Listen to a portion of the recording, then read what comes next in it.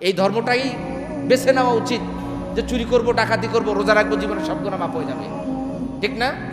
আসলে এর ব্যাখ্যা আমরা জানি না। এই মাফ হওয়ার গুনাহ হচ্ছে গুনাহে সগীরা। গুনাহ কি? সগীরা। উজু করলেও গুনাহ মাফ হয়। মাত্র আপনি ঘুষ খেলেন, সুদ খেলেন, ঘুষের টাকা আপনি ডয়ারে রাখলেন।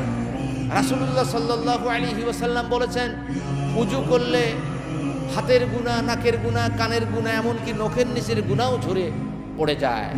সেটা কোন গুনাহ? সগীরা গুনাহ। যত গুনার কথা আপনি হাদিসে পাবেন, সুবহানাল্লাহি ওয়া বিহামদিহি সুবহানাল্লাহিল আযীম, এই দোয়া যে পাঠ করবে, এই জিকির যে পাঠ করবে, ফেনাকুঞ্জের সমান যদি তার গুনাহ থাকে সব মাফ হয়ে যাবে। তার মানে চুরির গুনাহ, ডাকাতির গুনাহ, জিনার গুনাহ, অন্যের সম্পত্তি তসরুপের গুনাহ, ভাইয়ের হক ঠকানোর গুনাহ, মায়ের হক ঠকানোর গুনাহ, মার সাথে বেয়াদবি করার গুনাহ, বাবার সাথে বেয়াদবি করার গুনাহ, সব মাফ হবে না। কি মাফ হবে? সগীরা গুনাহ মাফ হবে।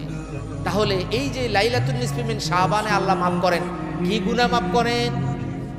সবাই বলেন। সগীরা গুনাহ মাফ তেমন মারাত্মক কিছু হইল না। মুসাফা করলে সগীরা গুনাহ মাফ হয়, সুবহানাল্লাহ বললে সগীরা গুনাহ মাফ হয়, মাফ হয় না? তাহলে লাইলাতুন নিসফি মিন শাবানে কি মাহাত্ম্য পেলেন আপনি?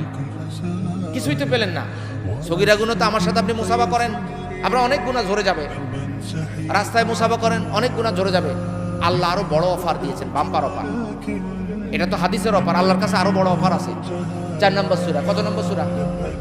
আপনারা অফার চান না?